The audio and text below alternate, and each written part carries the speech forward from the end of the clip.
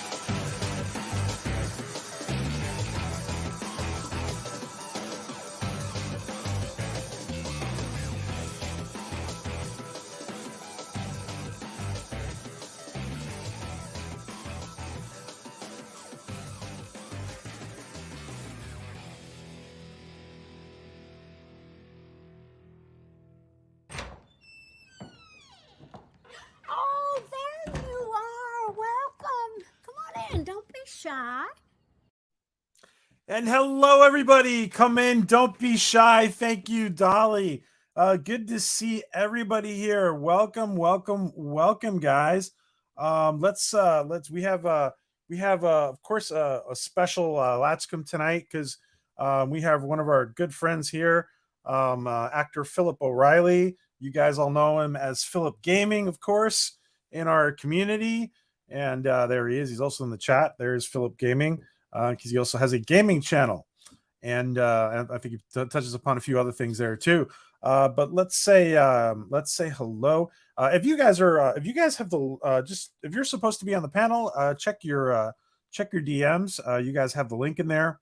Hello, welcome, Jessica. Good to see you.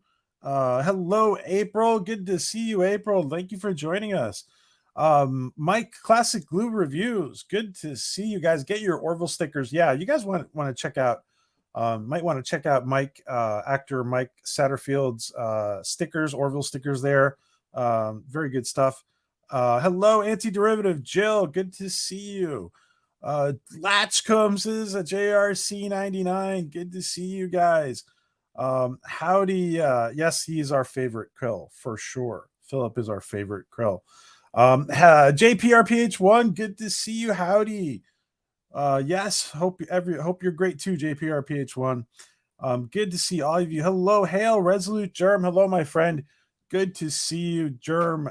Resolute Germ with this great avatar there, this great Yitza. Good to see Tokyo Trekker. Good to see you, Tokyo Trekker. Awesome to see you. Todd Lehman, good to see you. Echo. Good to see. I hope I don't have an echo. Let me know if I got an echo. I hope not.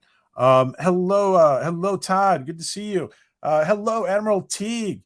Admiral Teague, let me make sure. Let me make sure you have a wrench. One second. So guys, all our trusted creator channels have a wrench. Jill, you have a wrench too. Admiral Teague, you have now wrenched. So please go ahead and I want to remind everybody, we grow together, guys. Please put in your channels throughout the stream, and you guys are welcome to do that as much as you want. And Dr. Odega, he has been lurking. Dr. Odega, he is the Alpha and the Omega. He is everywhere. Good to see you, Doc. Good to see you, Odega. Time Prophet, good to see you. Welcome. And I saw Maria in the back before. Hopefully she'll be back soon. Lydia, Orville 24/7. Lydia is here. Hello.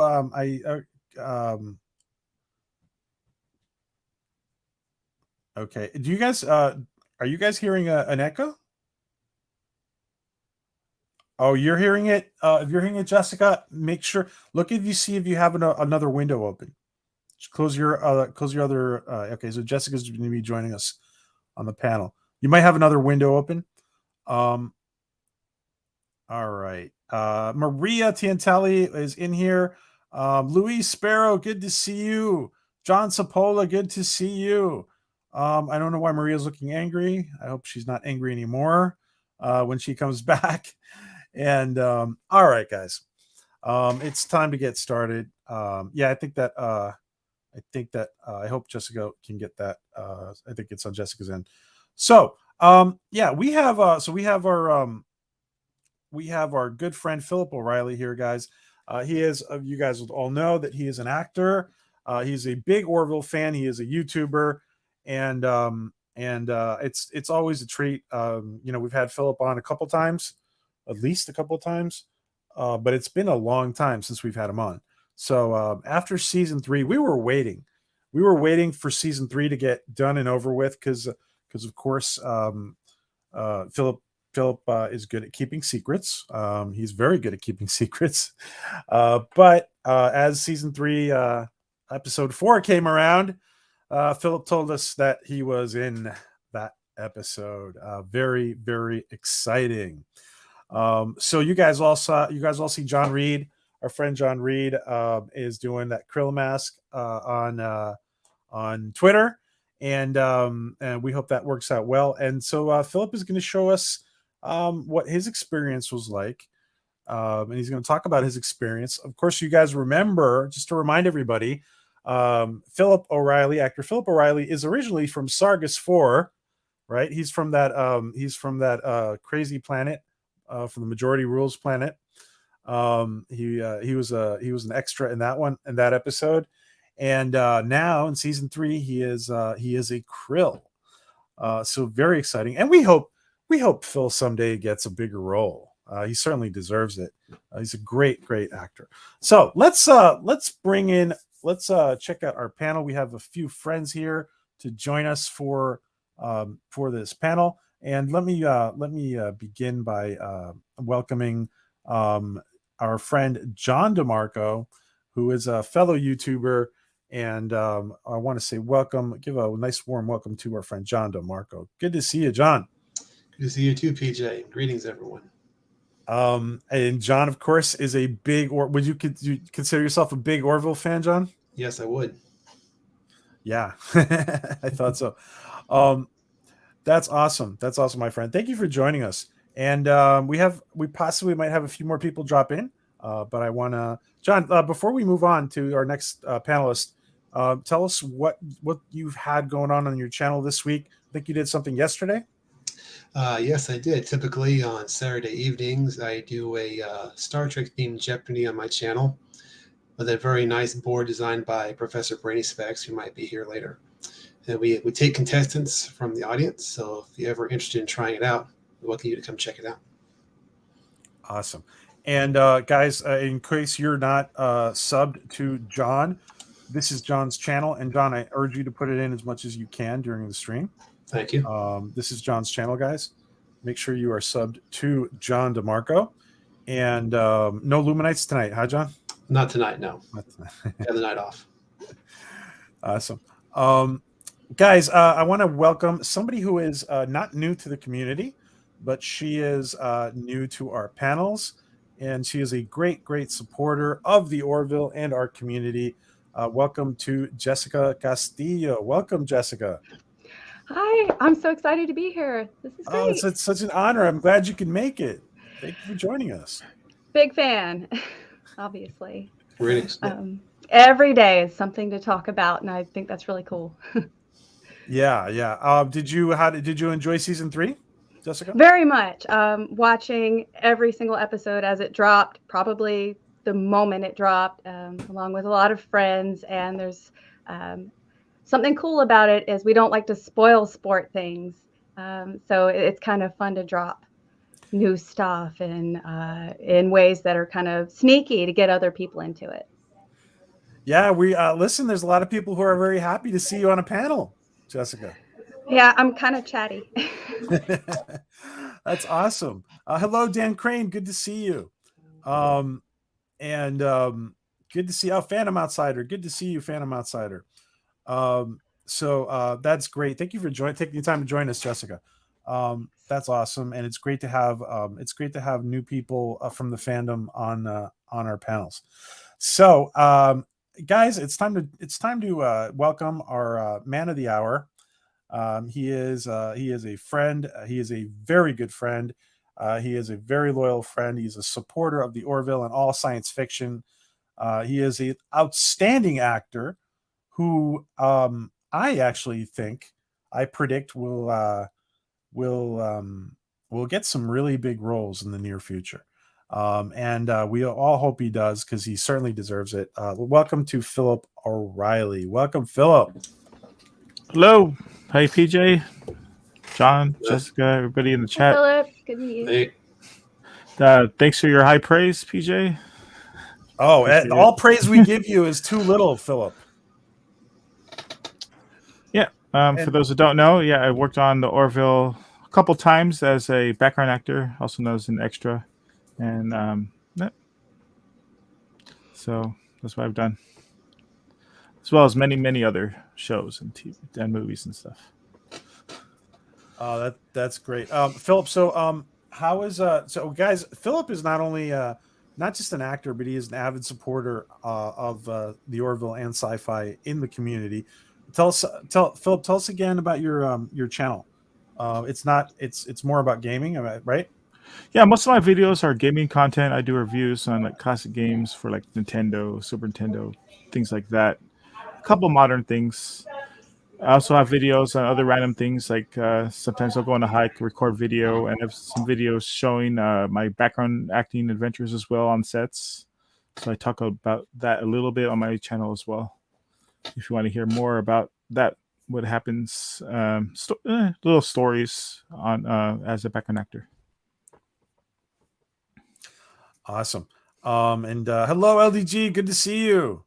Thank you for coming to support Philip. And Orville shoot in LA. Where did the Orville shoot? Do you want to tell us? Mainly in LA. The studio they usually shoot out of is at the Fox lot in Century City, which is in LA. And both times I worked on the show, it was not on the studio lot. When I worked on Majority Role, they were shooting on an outside area at the LA Center Studios. And when I worked on season 3, that was shot at Chatsworth in the north area of the valley. So it wasn't on the studio lot. But I did go in the lot, and I did. You didn't put the video up, but I remember I gave you a shout out at Fox Studios. Oh, I did put it up. You didn't see it? No, I don't. No, not the Fox one. Yeah. Here, I'll show it here. Oh, I'm gonna show it. Oh yeah, I would not snub your shout out, my friend. No, I think you did, because the next day is when I was going to work on the Orville, and I think you said you're going to hold off on it. If you put it up, was. Am I getting confused? Are you talking about the older shout out or a newer shout out? It was the day before I worked on the Orville for the second time. Oh, so am I getting confused then?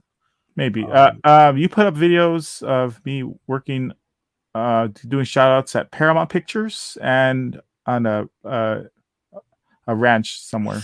Oh, okay. Well, maybe I was worried about putting something up that I shouldn't put up.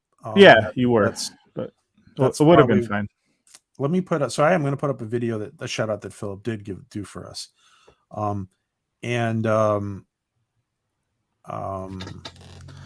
just. I remember that day. It was funny because I was at the Fox lot, right, taking video right in front of the studio where they film most of the Orville, at least the ship sets and all that. Yeah. And then the same day, I got a casting notice hey, do you want to work on the Orville? I'm like, what? I'm right here, outside of the studio, but it was to go somewhere else, not the studio lot. Okay. Yeah. So yeah, we have two. We had all right. So we have two shout outs from Philip actually here. Let's see. So PJ from the Orville Nation. This is Philip O'Reilly here at the Disney. let me put this up. And hello to Mr. Lindell. Good to see Mr. Lindell. That's Mr. Lindell's channel. Captain Fandom Nerd. Welcome. Good to see you. And Kronos, good to see you. Let's make sure I get this right. And all right.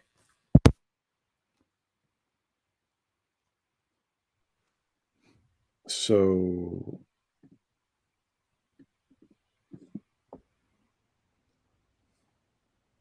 here we go.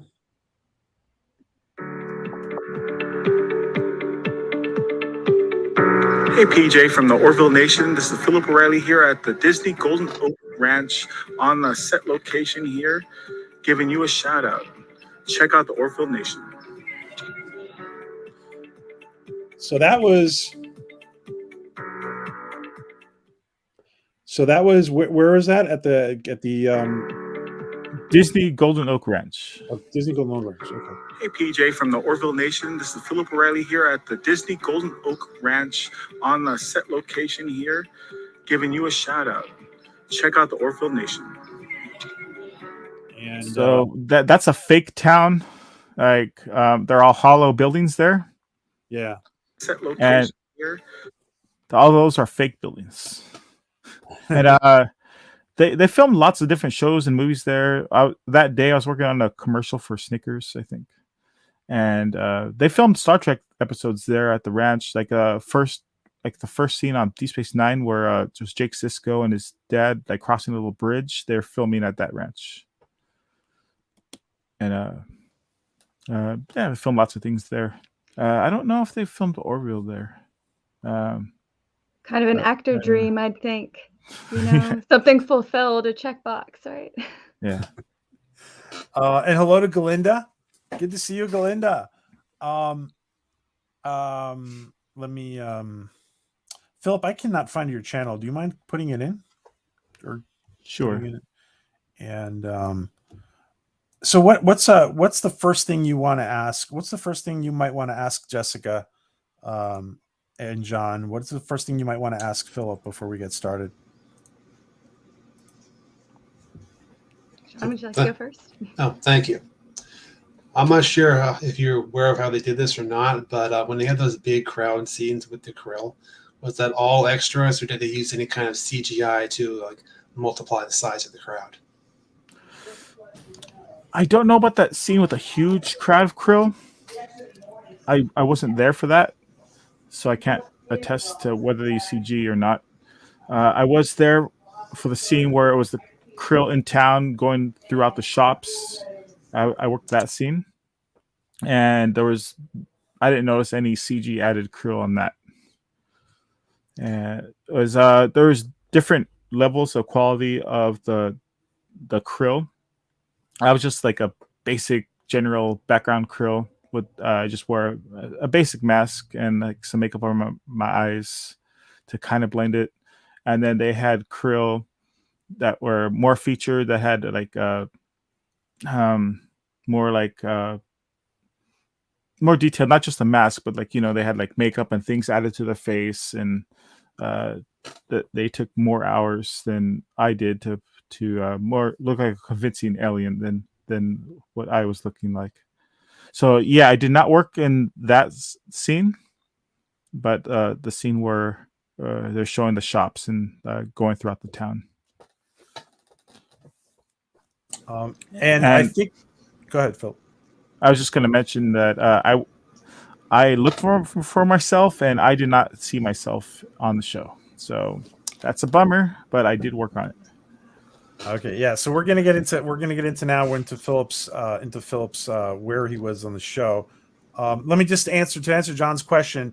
I think that they did take there was because of COVID. I think there was only a maximum number of actors that they could have, and we'll see a couple of more shots. I will pull them up.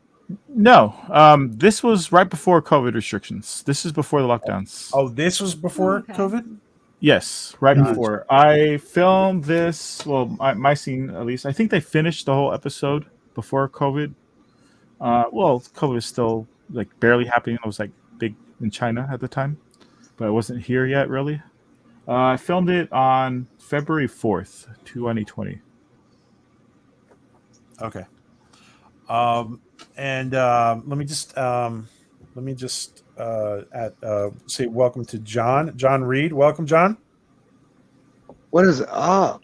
What is going on, everybody? Greetings. I'm sorry I don't have my camera. Like, everything is unprepared right now. Jess, what is up? How are you doing? What's up, John Crow? Everybody, JP, how are we doing? Like, Philip, it is an honor to have you here. I'm sorry I'm late, guys. I've been driving across the entire state of Pennsylvania tonight. Oh wow. Oh my Lord. Well, it's good. I mean, we're glad you could drop in even for a little bit, John. So thanks. And John, we're going to ask you about that krill mask you're making. Oh my God. Is it coming along? It's coming. It's coming. I mean, Philip, I got to ask here. Hi, yes and yes. I got to ask you here, Philip, like, how was it? Like, did you have to go through the full, like, head casting for that? Or did they have, like, pieces of, like, the krill mask for that? Like, did Howard, because I know Howard has, like, a whole new style he does. So I'm kind of using methods from 2005, I feel like. I think there were two styles they had, like I previously just mentioned. They had detailed, like, makeup artists working on some the background, and then they had just a basic mask we put on for me that I wore for some of the general background, where it was just a mask they had made, and hopefully it fit you. They made it a rule, like, you can't have, like, a lot of hair, so they said, like, I had to, like, shave my head a little bit in order Shave your whole head, right? Not the whole head, but at least the sides, so it'd be easier to fit the mask on over my head. Right. And you have to treat those very delicately, No, yeah, ain't or that else the you'd truth? be in trouble. Ain't that the truth? No, I've been messing with all these chemicals, and honestly, I ain't got no business doing any of And I this. think I'm trying to remember if I had to eat with the mask on, or I think I took it off for lunch. Wait, oh my God, you had to eat with the mask? Oh my God.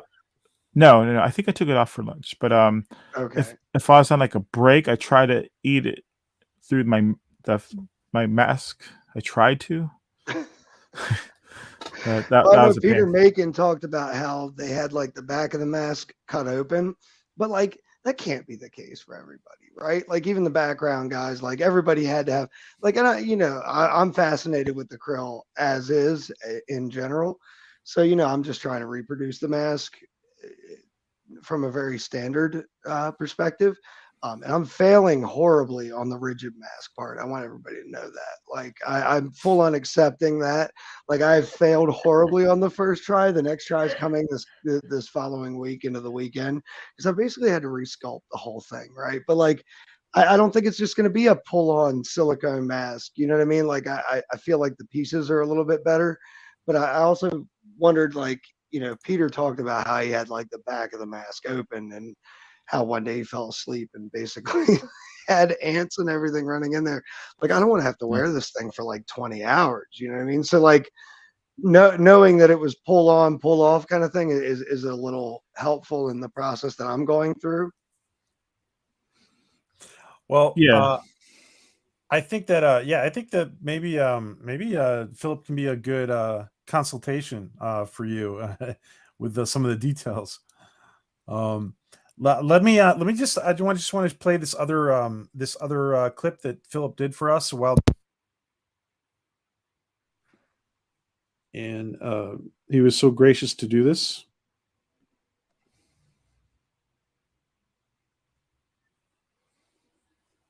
Where was the sound? Oh no. Hey, PJ from the Orville Nation. This is Philip O'Reilly here at Paramount Studios. And here at Stage 8 is where they film many Star Trek series and movies. I'll show you here. Let's see. Star Trek 2009, Star Trek 5, Star Trek 6, Star Trek The Next Generation, and Star Trek Voyager. Live long and prosper. Much to Orville Nation. And thank you so much, Philip, for remembering to shout us out wherever you are, dude. Thank you. I appreciate it. No problem. I would like to have showed like more of the soundstage, but they are filming that area. It's like I just had to film that tight little area because they're filming outside. It's like, and right next to sound stage 8 is stage 9 also, and I worked in those sound stages too. It's pretty cool. Like, yes, this is where I filmed all of this Star Trek. Let me, while I dig up the picture, guys, for the next picture I want to put up. Jessica, is there anything initially you wanted to ask? And let me just say hi to Jonathan Myers. Good to see you, Jonathan. We will see what happens with that, Jonathan. No response as of yet. So yeah. So I was just looking in some of the questions here in the comments, and I think I've got one thing myself, which is I noticed that the women have a different style to the krill mask than I think the males do. And I think maybe it's just a little bit about facial geography. It's the way that it happens. But even with some of the krill masks, as you get further back in the crowd where you're not really worried about detail, did you notice that they tried to make a difference between, in terms of aesthetically, the difference between someone who might present as a male or present as a female, like Talea, in terms of the masks that you were given? I'm trying to remember. Trying to remember if there were women there. We're talking just more than like chin horns versus not chin horns at this point. Right, exactly. Okay. Because when I see someone like Anaya, there's a different shape to the way that they're trying to present her in Talea than there is generally to what we might call the male facial structure. And I was just wondering if that translated all the way into the background characters. And this was the other question I was going to ask, just for everyone's clarity, what we're talking about in terms of you were walking through the city. So my head went directly to, this one, where I think this is the only time we get to look at the way, Krill looks from someone who's just walking around in the streets. For everyone's clarity, is this the scene we're talking about? Are you in where Ed's walking through the city? Is that you? I wasn't that city, but I wasn't. My scene wasn't filmed at the same time as Ed was walking through. I didn't see him dressed up. I did see him on set, but as a production role, right? He wasn't in costume. So he's doing his job. Yeah, he was doing his job. I think he was wearing a suit. That's really neat. The disjunction there, maybe a little bit of, hey, here's Boss Man walking through while we're doing work, and then he's also a character. That's interesting. So yeah, guy with two. I forgot the expression. But yeah, I had like 2 jobs to work on the Orville. Notice we stopped on stripper pole. This is great. This is the krill stripper pole. Yeah, I stopped because you were mentioning about the female heads. Exactly. This is a perfect example. I feel like they look more cat-like. JP is just playing to his audience. He knows what the deal is, man. He knows who's here. Yeah. So we were talking about the female heads, and they're just different. They are different. Very cat-like, if I might say so myself. Like the males with the chin horns, I get it. And honestly, I'm struggling to make the chin horns. I'm like, oh my God, do I really have to do these? Yes, you do. But people in the chat are asking if I was one of the dancers. No, and fortunately, I was not one of the dancers. Maybe you can answer this real quick, Philip. From Time Prophet, was the quality of the mask lower if you were in the background? Yeah, I think the most of the general background were just the slip-on masks. That's like really simple, and the ones that were closer to the camera, they had more detailed makeup done than mine was.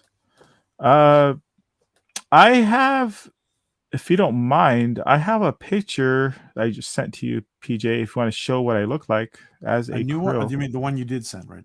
Yeah, the one I sent you. Let me before we hold on, before we show that, let me just show this one a sec. I just want to we were talking about the difference between the female and the male. Let me just put up another. So yeah, like those dancers, I think they had a different holding area, or they're like actual actresses, not background. So they weren't in the same room with us. Okay. Spiders, Yeah, dude. they're kind of like featured, I think. And as Yeah. you get closer, the mask doesn't. You don't want it to flop around on a mouth if they're talking, or moving. A little bit of adhesive right around the lips that just does it, you know. At least that's what I'm told. Like Yeah, the I didn't- caretakers are very close up, right? So they have to have everything really closely adhered. Maybe. Especially if they're talking, they need like specialized makeup. Like didn't look that great when I was talking because I didn't have like the special makeup to do that. Philip, did they have? We see here like her. Unless this is the lighting, it might be the lighting. But is her like this? The bartender here. She's on the right in green. Like she looks. Were there different tints to the krill? Slightly different color tints. Not that I remember. I think it's more the lighting. I could be wrong on that. Okay. What about like season 1 versus season 2, Krill? Because like the biggest mistake I've made with the sculpting was like using more than one reference. And I realized, oh crap, I'm using like Sazaron and Dalek, like from season 3, but Sazaron from season 1. And like right around the mouth area, like you can see all of the. Is that Tomafla guy? Like, by the way, is that like Buy My Meat dude? Like I feel like he was in more than one scene. This is Tomafla. This is that's that guy, right? That Anyway. guy? But yeah, like right around the mouth, like if you look at like a season 1 Sazaron, he's got like don't make fun of me, Jess. I didn't mean myself. He's got like the Sazaron has like the like he looks like he has a grill on his mouth. Like somebody took like a George Foreman and like stuck it on his mouth, right? But if you look like a Chancellor from season 3, he's got like 3 distinct lines down the face, which kind of move into his chin horns. So did you notice a lot of that? Were there like a mix of season 1 versus season 2 masks in there? I did notice that production quality went way up on season 3, but I wasn't personally there for krill scenes in season 1. On season 1, I was a human character. I only saw the human scenes. I was a Sargas Force civilian. That's awesome. Sorry. Yeah, I worked on majority role as a human type character. He was in the crowd, and I'll put up an image. He was in the crowd where John is about to be taken away, right, Phil? Like Yeah. as he's humping the statue, you're like in the background. I mean, that's an honor. Yeah, I was in the scene right after he was humping the statue. I was like, Yes. I was downvoting. Yeah.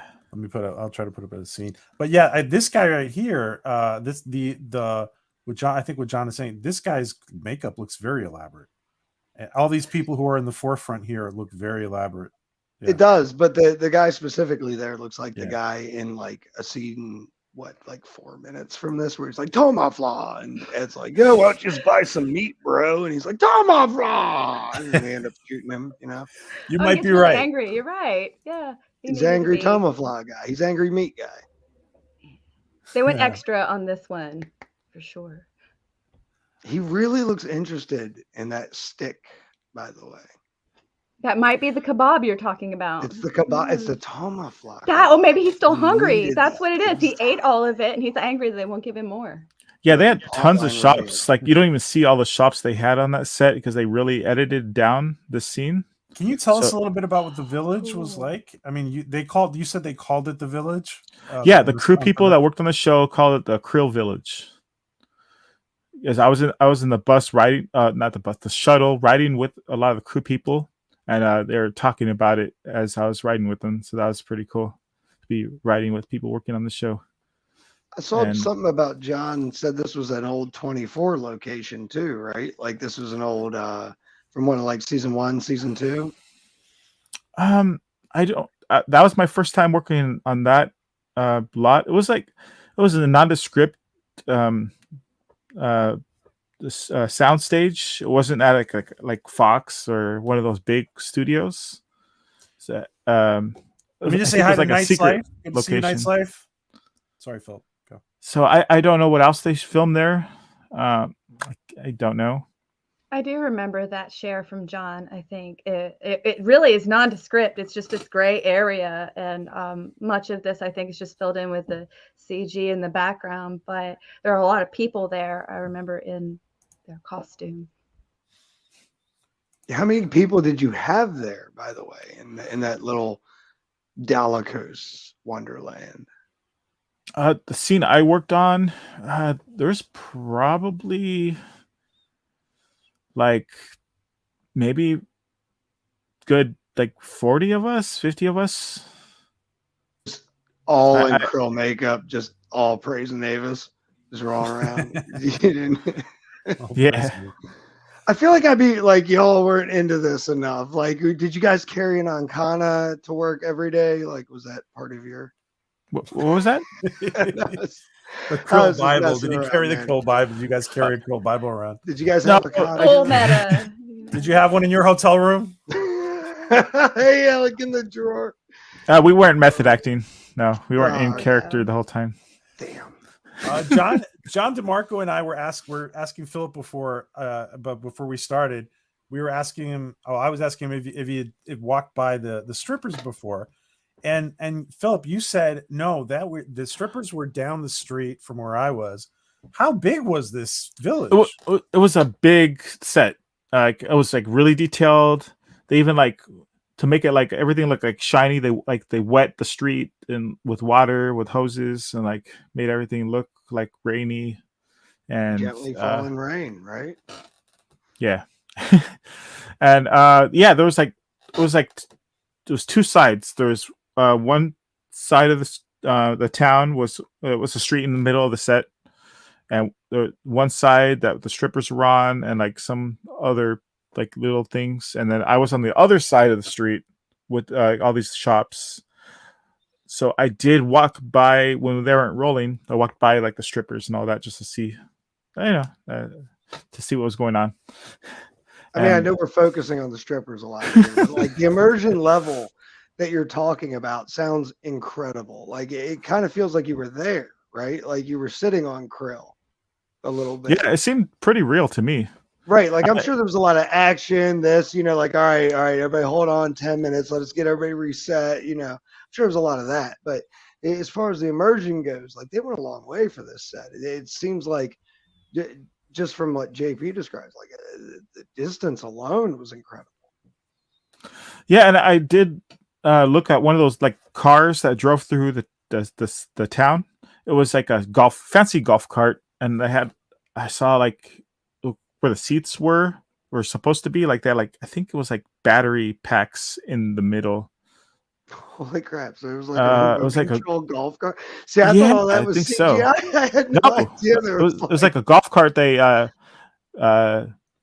made it into look like a krill vehicle. Nice. I bet it's the same golf cart from those deleted scenes. They just like have the same golf cart, and we missed out. You're making us look like fools. Philip, did you see? We see Ed walking around in a cloak when he is being led around, and I think this is Ed in the cloak. He looks like a Jedi here. Did you said you saw Seth dressed? You didn't see him dressed up in the cloak though. I mean, if he was in a cloak, maybe he was there in a cloak and I didn't notice it was him. So I don't know.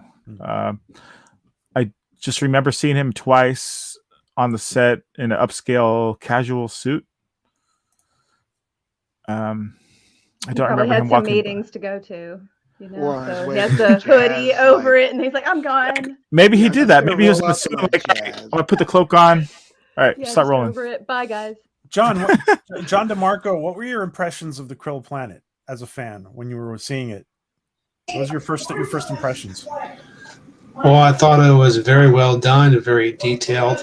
There's lots of things you can see in the backgrounds, and I know that based just on what we can see in the episode, I'm curious to see if they ever went back to Krill, explored more of these like little nooks and crannies that we just glimpsed when they were on screen.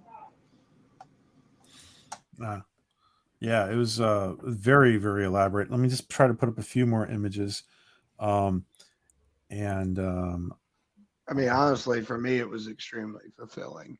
I mean, the world building, I mean, honestly, I thought the world building would come into play somewhere like a little bit more out there. Like, I don't know, like Zalea or Calavan or something like that. Like, we saw the zoo and all that, but they were like, nah, we're not even going to focus on Kalon anymore. We're going to show you what Krill look like.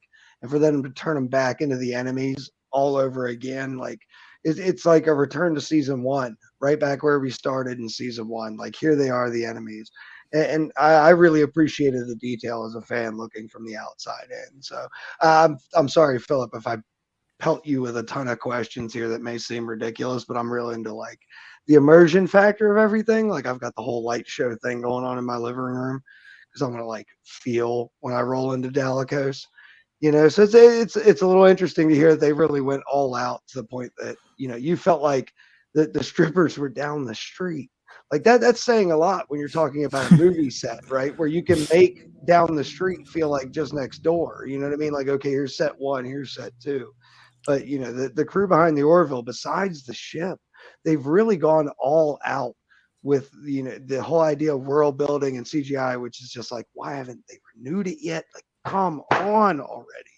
Like, look at that. Like, sorry. Hey, no problem. I'll answer whatever I can answer. Shoot away. It's a shame they didn't it's such a shame they couldn't just leave it up and have it for the fans, right? Like, they created this whole village. Yeah, it was like really detailed. Like, if they only use it that one time, I think it's a waste because all the detail they put into it. So hopefully if they come back for season 4 or something else, they reuse all that. The plot line seems like they would, though, right? Yeah, like, okay, we kind of left it with that. Very big setup for plot that has to happen, and I like how they begin with Talea really sort of frothing up the crowd, and we get a sense of being down in the streets with her. That the reason that she resonates, just like he says, is that it's like, don't underestimate the power of populism, kind of thing. Like they're excited about this, and that she's one of them is the reason why it works, and that Ed's going to have to walk through the city to get to where he needs to be. We needed to see what it looked like, and yeah, this wouldn't resonate so much if we kind of hadn't already been there before, and if Talea hadn't brought us there in a way. Yeah. So. Ed looks really mad in this picture, by the way. Like, exceptionally madder than I remembered him in that scene. No one's telling him what's happening. He's asking over and over. I can see why he would be annoyed. Where are the rebel bases? Quite like that. Do it. Do it. Take me to my cab, young Krill warrior. Yeah, he does look. I'll put out another picture. He does look a little. He's mad. They don't know he doesn't know where they're taking him, right? And he switches hands twice. Like, there's some people that go to lead him and then they get shanked, and they're like, no, we're gonna go this way now. Just a matter of fact with that, right? Like, yeah, they get shanked, Many Bothans died. Yes, Admiral T. Admiral T, don't forget to put in your channel. And everybody, hello, Robert. Good to see you. Guys, don't forget to put in your channels as much as you can. And please, we grow together, guys. Make sure you're subscribing to all the creators in our channel here. And John DeMarco, please, of course, put in your channel. Thank you. Honestly, if I was going to put anything there, it would just be a link back to your site, Thank you. He did say in season 3, may the force be with you. Yes. Yeah. Yeah, that got me shocked. Like, oh man, he actually said it. Really? We're about to enter unexplored space. I know you're all just as excited as I am, so let's give this everything we got, and may the force be with you. Yeah. Sorry, guys. I feel he only got away with that because Disney bought him. Like, yes, we can use that line now. I thought it was that too, but then like I go back and I watch season 1 and season 2, and we remember like Claire was even pointing out like, well, I'll be your Obi-Wan. Like, if that was the case, and he already knew in season 1 that Disney was going to buy him, this man built something crazy on Fox and ended up right where he belonged, you know, from the start. I think he already had some good faith built from the Family Guy, Lucasfilm partnership type of thing. So felt like he could prod around in there and see what he could do, and he got away with it. Guys, this is John DeMarco's channel. Make sure you are subbed. John DeMarco is the John at the top in the beard, and you guys know the who magnificent beard. Let's be magnificent clear. beard. That is a glorious beard. I tried to grow a beard, and it's just nothing but patchwork. Now, guys, I want to ask you. And before, I'm just going to take Kronos' question real quick. Do you guys consider yourselves nerds? Let's take this question, ladies first. Jessica. Sorry, I hit my unmute. My chair is the squeakiest chair that was ever made, so I didn't want it to interrupt. Yes, everyone's a nerd. Whatever it is that you're really into kind of makes you a nerd. So my background was 19th century British literature. I like reading, and I'm a Seth fan.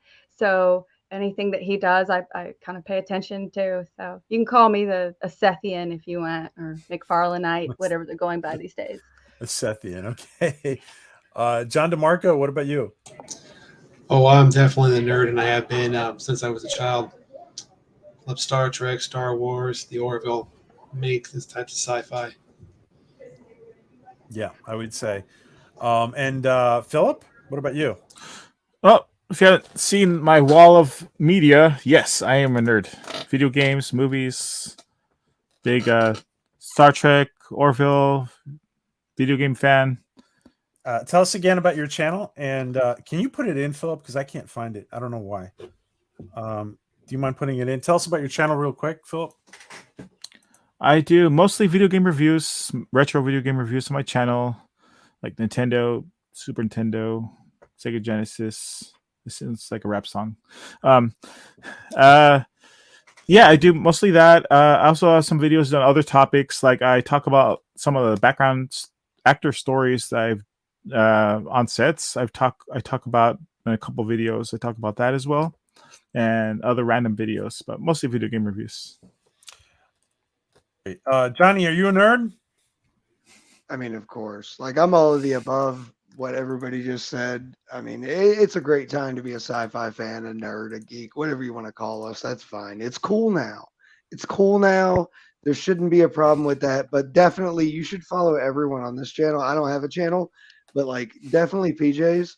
Like, Nation of Orville is one of my favorite channels. I mean, I love how you bring everyone from all different aspects here. And you somehow manage to keep it sane and professional, which blows my freaking mind. I mean, really does. And then all of these other, I mean, Jess is a great friend on Twitter. I mean, Philip, I mean, the fact you played a krill, you're definitely a nerd. John, we just met, but I'm sure we've interacted on Twitter once or twice. I feel like I remember the beard, but you know, we're all nerds in our way, but it's more about being a family more than anything. Yeah, we are a family, and that's a very good way to put it. I'm glad you said that, Johnny. And let's find out if the person hanging out backstage is a nerd too. Maria, are you a nerd? Am I a nerd?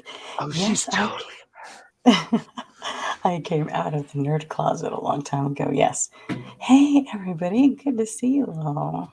Why are we all quiet tonight, Maria? I don't know. Should we all be quiet? You know what? I can't hear it out of one of my ears, so I can't tell if I'm yelling or not. So, like, I didn't want to yell. No, go ahead. You feel free to speak in all caps, Maria. Mm-hmm. Okay. Scarlett Johansson growl.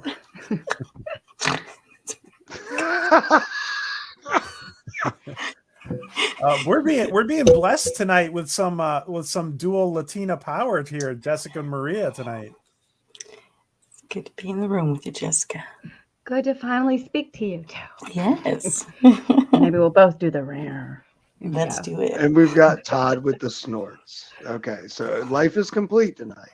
Life is good. Hey, Todd.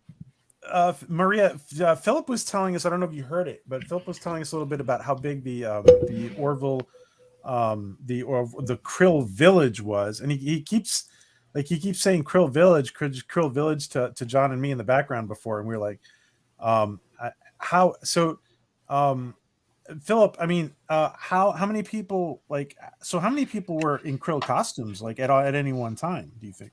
I would estimate maybe like 40 or 50 of us for that one scene in the Krill Village. They had to take us in like sections. All right, like 5 of you come get your makeup on, or next batch of you now go get your costumes, and like they had to take us in sections because there's so many of us, and it took a long time to finally get us all in costume and makeup. They probably had their own zip code. It was so big, huh? Yeah, it was like a long. It was like 3 sound stages all connected to each other. Maybe more than that. But There it was like Krill a long. Donald's, there was Krill Wendy's, there was Krill. Oh, Krill it's Fries, just the set that they had. delicatessen. They had like Krill fries. where they had us in holding, where we just sat and waited and had our lunch. Like that was one end of the sound stage, and then the middle they had like a lot of like storage and like stuff under sheets where they didn't want to like show people, like they're like shuttlecraft type deals and stuff that they were working on. Was there a weird animosity between like the Union and the Krill even then? Like, did you all kind of group together? So like, were the Krill all in one place and like all the Union officers in another? Or is there never that many together at the same time? They didn't have them on set. Yeah. It was just Krill people. This was a different lot that they normally do like the ship stuff at Fox. So yeah, there's no Union people on that set. And just to be clear for everybody in the chat, when we say Krill Village, it is the Krill capital. But Phil was clarifying that when he was hanging around, for example, on the bus, I think you said, right, Phil? You said that the production staff were describing the whole Krill set as the Krill Village, right? Yes, it was not the official name, but just the nickname the crew gave it. They just said, we're going to Krill Village today. Sort of like the Mocklin Village or something, I'm sure, at the time. I imagine, yeah. The important question is, what did they feed you? I don't remember. Did the Krill all eat like krill? Did you Krillish. like all krill? They're not cannibals. They're like Earth-based krill, you know. Like, do we have filtering? You know, No, I need to know this. We ate human food. I didn't have to eat like a krill, if that's what you're asking. Do they eat like the Klingons? Oh, like the episode, that movie, Galaxy Quest, where they actually gave the guy like the food that he would eat as the alien.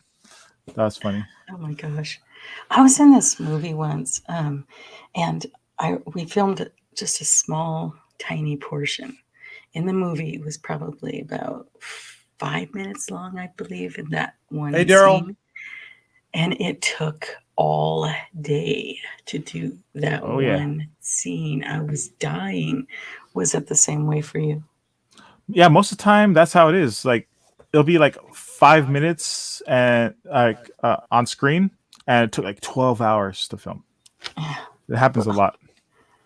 So like a usual episode, I haven't worked a full episode on the Orville, but like many shows I worked on, like a full episode could, if it's like an hour-long show, could be like 2 weeks to film. Mm-hmm. Let's put up a picture that Philip gave us of.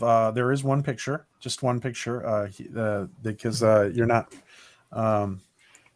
Well, there's not many pictures of behind the scenes. So let's. Hello, Fi. Good to see you. And hello, Daryl. So this is the picture that Philip could provide of him as the Krill, and maybe you can talk about some of the differences, Philip. Because this mask is not necessarily what the people who were up close on camera were wearing, right? Correct. The mask I wore was not the one the main actors were wearing, or the background actors, the extras that were close up. This is like the general background that are like way in the distance were wearing. So this is me in a mask, the Krill mask, and this was in the holding area. Wow. Holding They all look area, so like a pen. unhappy. Well, they're krill. I mean, they've been burned by the sun, by this deity for like the last 20,000 years. What do you expect? No. I don't know that that big statue. You could read that as kind of a smile if you want. I don't know. It could be a smile. It could be a smile. It could No, also it's be a not. cat like wanting to cut your face up too. That's awesome. That's actually very awesome. See, Very and that is kind detailed. of the blend of like season 1, season 2 that I saw. Like, if you look at the Chancellor, like he's got like 3 like lines down the cheeks. You've got like the multi-cheek kind of half girl face, half lines going down. I don't know how to describe that. John, I'm just realizing that we don't seem to see any bearded krill. Yeah, do they all shave? Dollar Shave Club?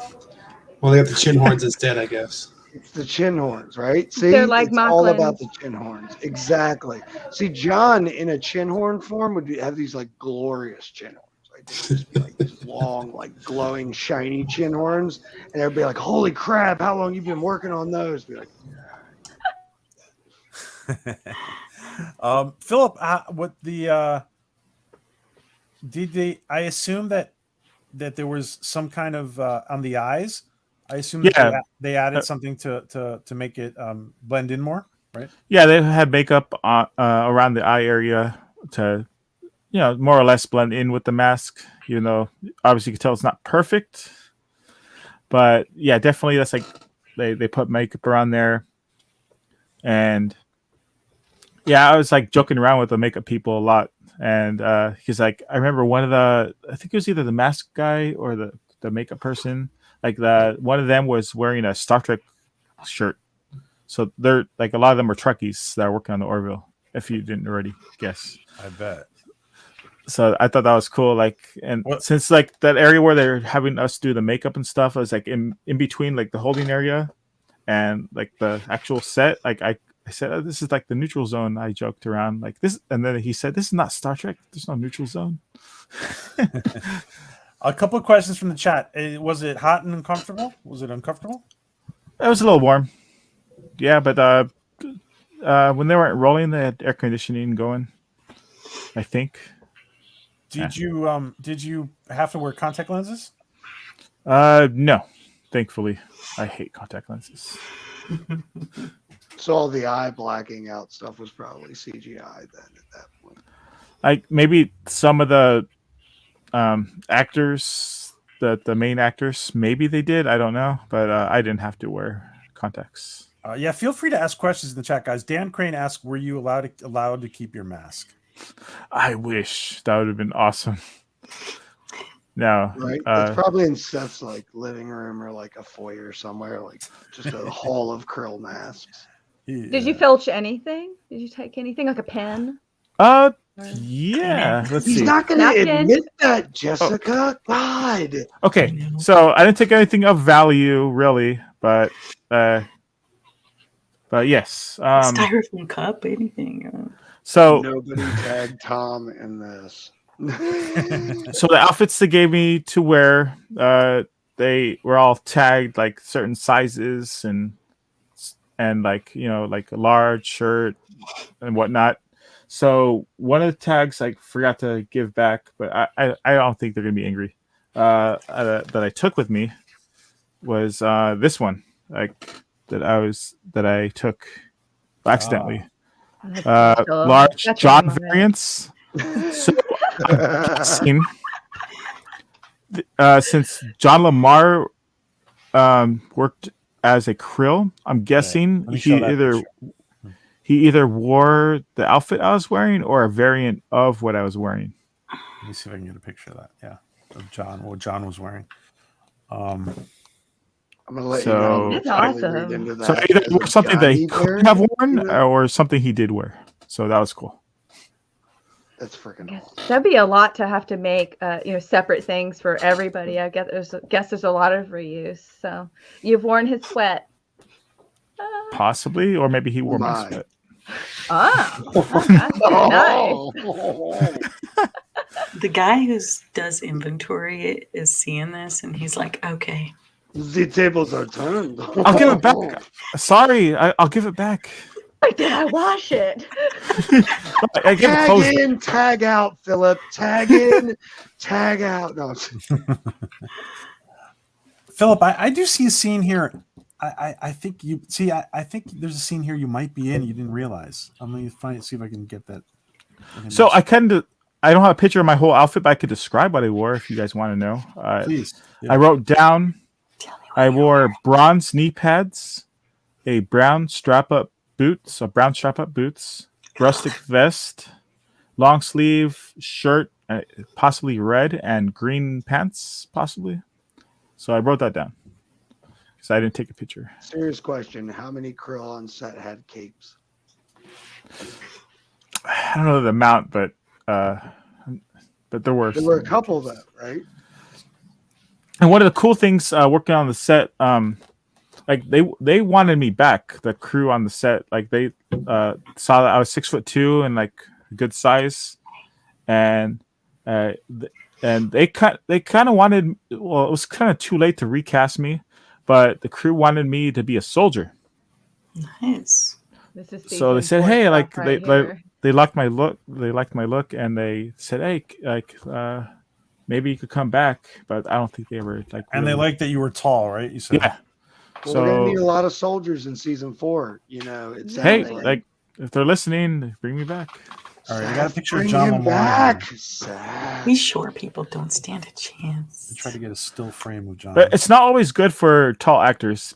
Actually, for background extras, like it's not good if you're too tall because you don't want to shine the actors. You'll be really the cast. conspicuous, right? You're like, oh, there's that really tall guy in the background.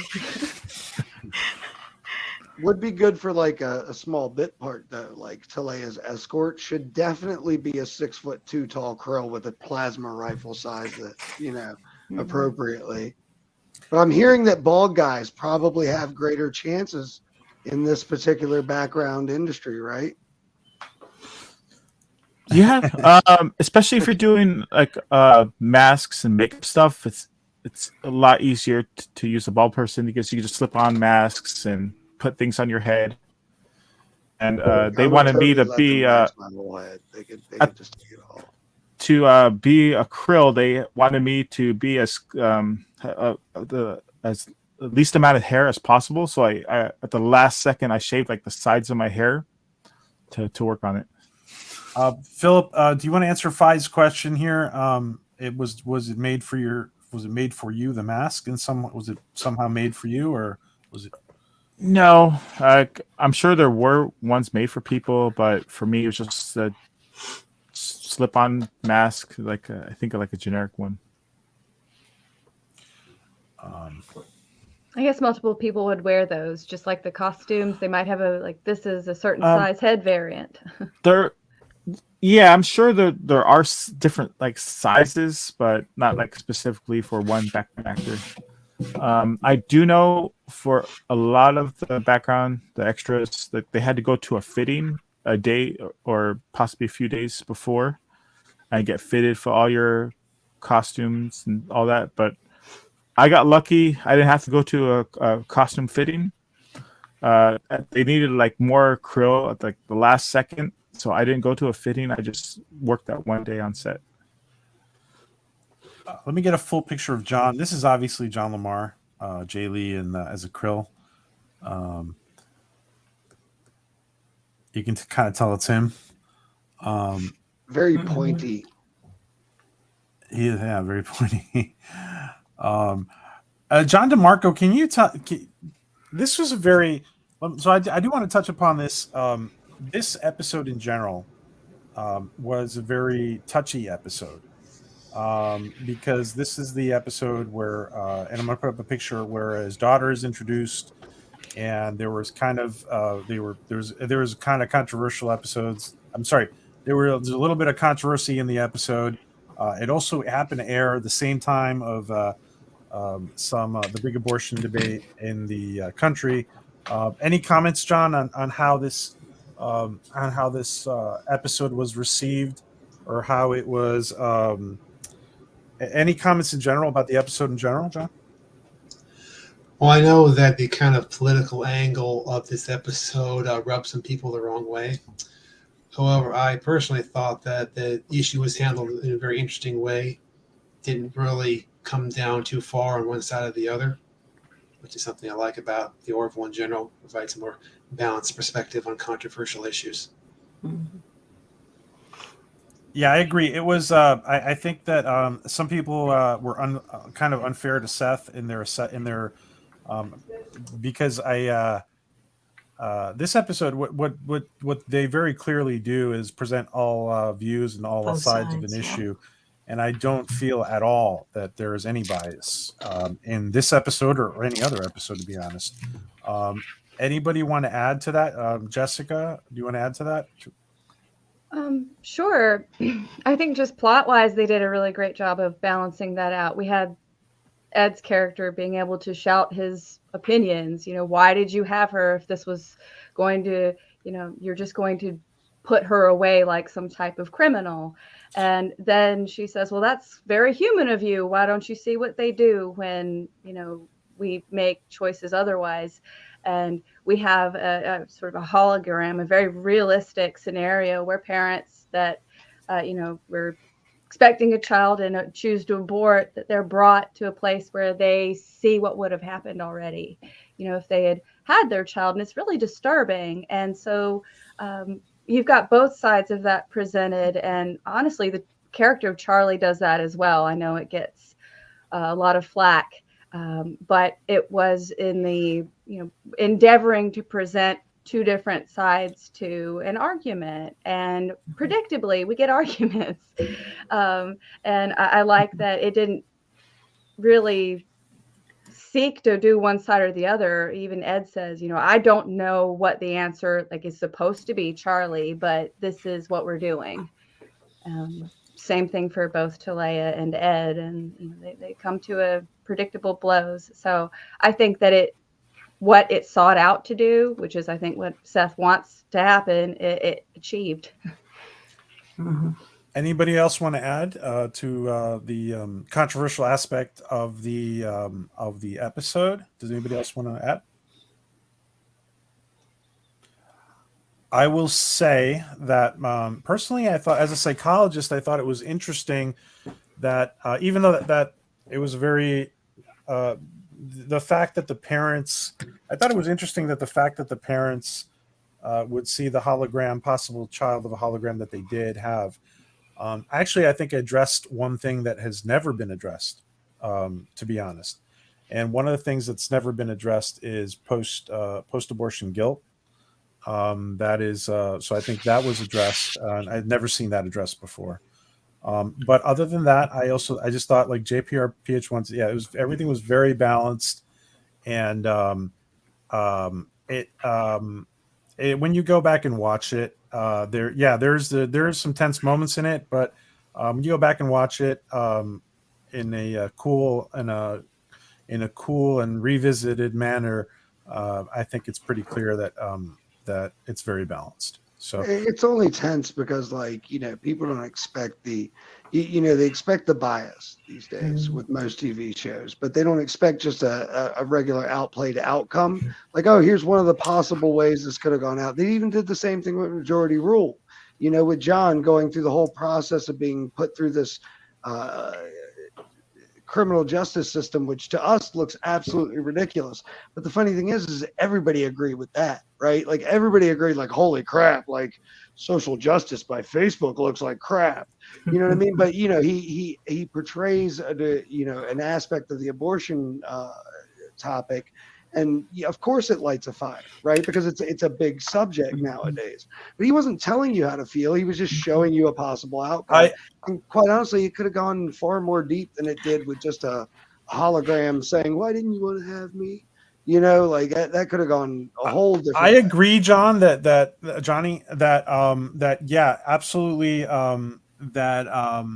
there was, people are expecting bias. You're absolutely right. People are totally expecting it. Well, everything has it in it nowadays. Everything's got to tell you one way or thinking or one way or the other. Like, just tell me your story. That's all I want. Just tell me the story that you want. Tell me what to think about the story. Let me figure it out from there. I mean, that was a great thing about Lord of the Rings, right? You know, like, hell, we had all these damn books, and you walk through this whole journey, and you can think of a number of different things. That's why we're still making shows and movies about it this day. And especially Trekkies, there's a lot of Trekkies in the fandom. Especially Trekkies have been felt like they're being preached to. So, yeah. Any other comments about this? I suppose I'll comment. Go ahead, Phil. I do feel like they did present both sides of the argument, but for the most part, they presented the Krill as the bad guys. So I feel like I feel like they're presenting the Captain Mercer's argument as the correct one, and the Krill's argument as the incorrect one. Okay, that's how I saw it. I could see that, but I'm still not convinced with that, just because of the way they've tossed us and turned us over the last 3 seasons. I mean, at first, you know, I fell in love with the Krill because, you know, they showed up at Earth to save their asses. You know what I mean? It was like, oh man, gung ho against the Kalon, and it's Avis has set us upon this path, and we'll see where it goes. Like, we're really going to lie ourselves with these crazy sons of bitches. But then, you know, he even bored us with his idea in season 3 of saying, you know, why would we ally ourselves with such crazy, you know, closed-minded people as the Genesi? You know, it's kind of trying to give you a different flip on the perspective, at least in my opinion. I could totally see that. And you've certainly had more of an inside look than I have. And obviously it's Seth MacFarlane and his team, and they're going to present things in a light that's beneficial to their own views, right? But in all that, I feel like they did a great job of that. I mean, there's not a whole lot of this going on out there. Like, shadow it in the light that you want to shadow it. The Expanse does a great job of that. I mean, you never know who you're going to fight for, right? Half the time I feel like I'm cheering for the belt, and then once in a while I'm like, yes, Earth or Mars kick their asses. That's you know, like it's not black and white, you know. Let me by the way, Philip, before I take this question, there was some people who said that the human argument seemed like the Ed Mercer argument seemed to be favored. I did not see it that way, but it's true that some people did say that. I want to ask this question of first of all of Philip, because he's involved in the production. I don't necessarily feel that Seth does not want to be involved in the role anymore. But Philip, do you want to take a first stab at this question? I don't personally know Seth MacFarlane, unfortunately, so I don't really know his mindset. So I don't know where his mind is on that. But I know right now he's currently working on the TED series, and I could have possibly worked on that, but I was doing something else. Oh, wow. So I think right now he's currently working on that. So I think even if he wants to work on the Orville right now, he's tied up on other things. I just hope that when he's done with whatever projects he's working on currently, that he comes back to the Orville. About when do you think you could tell us what you were working on, Philip? When do you think you can share that? Tell us. What are you talking about? What are you working on, Philip? What, instead of working on TED, like whatever you were working on? Oh no! I was doing something else. Like I don't remember what I was doing, but I couldn't. They wanted to possibly put me on the TED series, and I wasn't able to. But I did work on previously. I worked on TED too as a background actor. Oh wow! So I'm still part of that universe. And we do have some surprises coming that you can't talk about. That's correct, right? Yeah. John DeMarco, any sense that Seth doesn't want to? Let's go down from top to bottom. John, then Jessica. Any sense that you think that Seth doesn't want to continue doing the Orville? No, I didn't get that impression personally, just from watching the show. Obviously, I don't know anything from behind the scenes. I did notice a tendency in season 3 that a lot of the other characters tend to have more focus than Ed a lot of the time. Although I would say this episode in particular was a good showcase for Mercer's character. Okay. Jessica, any sense that Seth, I mean, obviously none of us can really read anybody's mind, but as far as I know, but what do you think, Jessica?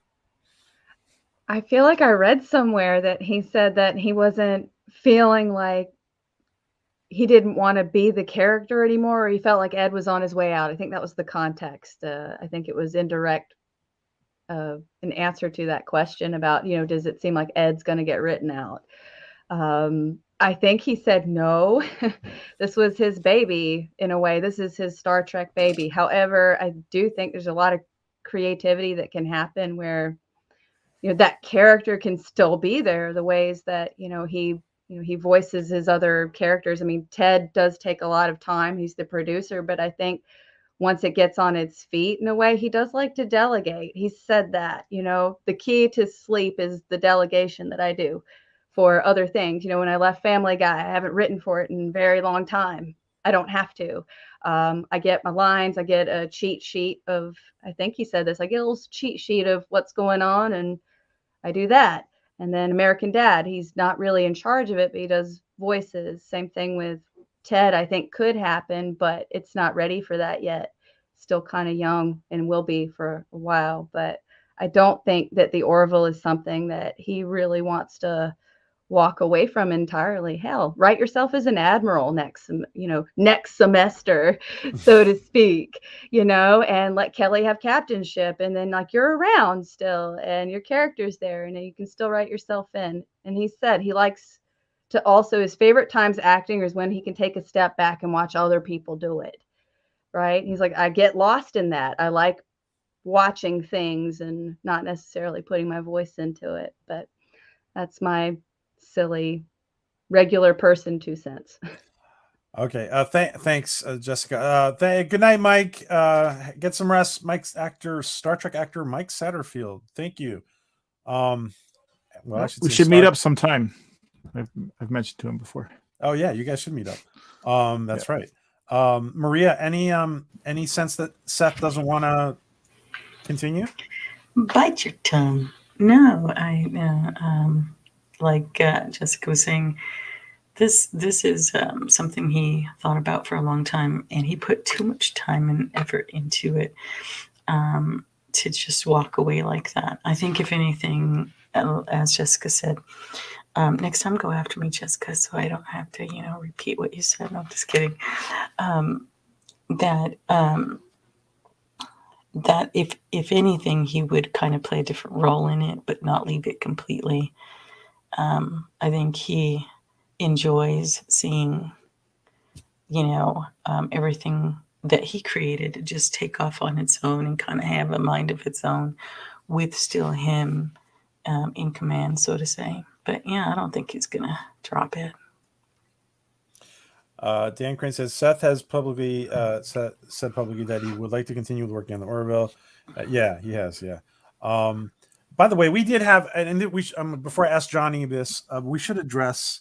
Not everybody knows this, but Adrian Palicki and Scott Grimes both independently during the last year and a half, at one moment or another, said on podcasts, and this is a lot of people have brought this up, that it was the last season of the Orville. For whatever reason they said that, I don't think it's the real deal, and I think that maybe they were just testing the fandom. Anyway, Johnny, what do you think about Seth continuing as Ed, and maybe wanting to, maybe not wanting to? Any thoughts or feelings on that? Well, to speak to your point about the Adriana Palicki, Scott Grimes sort of thing. I mean, as the actors, their contracts may have very well been up after 3 seasons, but that means nothing for the production back end, the licensure, the IP, the continuation of the story. None of that. That all rests with Fuzzy Door vis-a-vis Seth MacFarlane. And with that in mind, I've constantly seen Seth say, I'm repeatedly invested in this show. He wants nothing more than that. I mean, I'm surprised you don't have a picture of him up in his James Kirk outfit right now, because I was that's thinking him. about that. That is him, though. Like he's been working his whole life to make great shows, great entertainment, and a lot of them have resonated with some of us. Some of them haven't, but this is one of those things that resonates with everyone, and that something that I feel like he truly wants to accomplish. is something as wholesome as Star Trek, as like fulfilling as Star Trek, to kind of bring that to the masses. And the truth be told is the Orville will continue so long as Ed Mercer can be replaced. I mean, otherwise we're looking at 4 or 5, maybe 6 seasons tops, before the story of Ed Mercer just becomes the same old story. We've got to be able to expand that universe, expand the characters, expand the offering. And just like Jess said and Maria said, if maybe we can put him in as an admiral and still have him in canon operational control. But more importantly, he'll always be involved with production. That's for sure. I don't care if the Orville lasts for 23 seasons, 10 captains, and 4 spinoffs. I guarantee you there'll be a Seth MacFarlane sitting on set at some point, talking to John Cassar about what they should do, or Tom Coe, like just kind of going on about what they should do.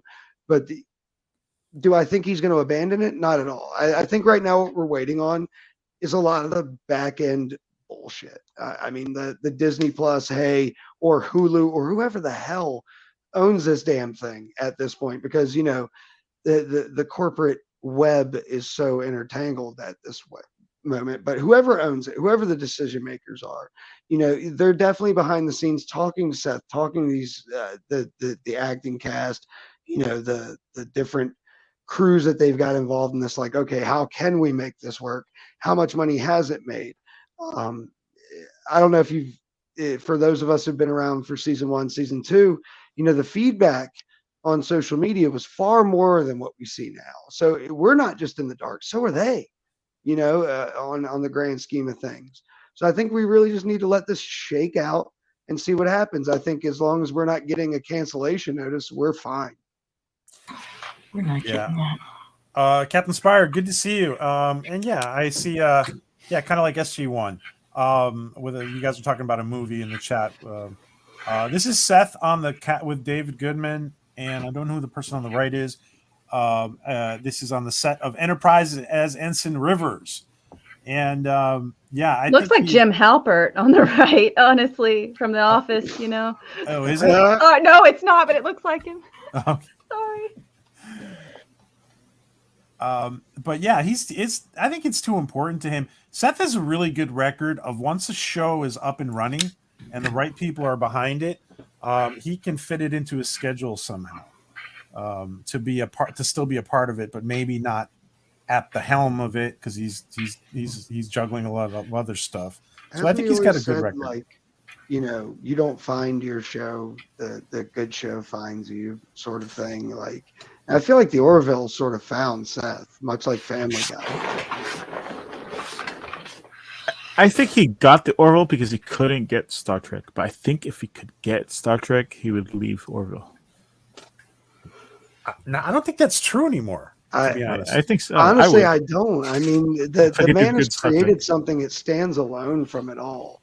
And that's why I keep trying to make people see. I know we compare it to Star Trek and Star Wars and all that, but it's more of that. It's more than that. It's a modern day retelling in the same format. I think. I mean, I understand what Philip is saying, because there may have been a time that Seth felt like that if he could get Star Trek, but I don't know. He's created something that in many ways is better than Star Trek. There's right. more. There's more to this universe, I think. And let's be real here. Star Trek 2022 is not Star Trek as we're all discussing it here today. Like, you can like it, you can dislike it, you can love it, you can hate it all you want. But Star Trek today is not Star Trek. It's the Orville feels more like that because it's the format that we're talking about, not the storylines. This clip, I'm going to show a clip real quick, guys. Just real quick. It's a super chat clip, but this is a good day. It is a good day. See, even that tone, even though they've dialed down the comedy, and Seth and Ed Mercer's definitely been more serious this year. I mean, this season, but that tone does not feel Star Trek at all. It feels very Orville. What do you guys think? That is very Orville. Mm-hmm. There's more of a hopeful tone to the Orville than there ever has been in a lot of shows. Right. I think like TNG, Next Generation had some of that in places, but not as much as Orville did. Yeah, so did Voyager, but it was, the camaraderie there was there, but it wasn't there. I don't really know how to put my finger on it, but there's more of a relaxed nature between Ed and Kelly. Like, it is a good day, yes. Like, we're friends, we're on this bridge together, we're exploring the universe, kind of thing. More like, not that we're all military officers on a glorious space exploration mission, yes. Let me just put this. We didn't address this picture I put up before. This is the best picture I could get of Jay Lee. Jay Lee's the one in the front on the left. With regards to, it just looks like he's wearing black. So because we were talking about Jay Lee's attire. It looks like he is just wearing black. I notice a lot of the civilians, at least, because I've been looking at the outfit. I bought a bunch of things for sort of a krill outfit to go along with the mask, and I noticed one of them, even the guys, the After Tomaflaw guy that shoots the rest of them, he's like, "Come with me." He's in like a leather jacket and a hoodie, really. I think we should have an Orville musical. Oh, like a Christmas special? Hell yeah. Sock puppet musical. We do a lot more with that. Guys, I want to ask because I want to get just before we wrap up, I want to just address a couple more things in the episode. This is a big revelation episode with regards to Seth's life, right? And John DeMarco, do you think? Let me put this image up before I address the question. John, do you think that we're going to see a lot more of Anaya, and how do you think she might fit into Seth's life in future episodes? Well, I definitely think we get a fourth or further seasons, hopefully, that there's going to have to be some resolution to Anaya. Maybe Seth's going to go back to Krill and try to rescue her. Do you like how they did the John? Do you like how they did the hybrid Krill human? Yes, I thought that looked very nice how they did that. I liked also how the last scene of this episode plays into that. How you see Talia watching her.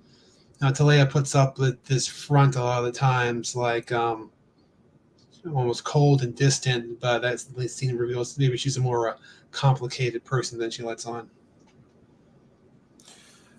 Thank you, Maria, for the super chat. You didn't have to do that. Play it again, Caps. All right. We'll play one of our new super clap chips clips. Sorry. Yeah. Here we go. Thank you, Maria. Thank you for doing that, Maria Tiantelli. Maria Tiantelli, tell us what's coming up next on your channel real quick. Real quick, let me see. I have let's see, Mushroom Mondays coming, and then Tuesday I'm going to do meditation one of your environment, and then Friday I'm going to have a talented artist that has his comic book, and so much going on. Wow. Okay.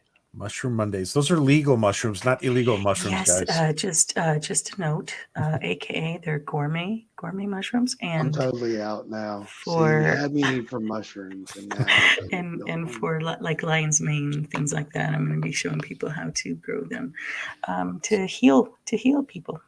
That's right, for healing. Yeah, awesome. By the gods. Oh, come on, don't you bow to me. I'm not all that. I'm not even sure I'm all there. Wow, isn't it amazing we have Dolly on the Orville? I know. That's too cute.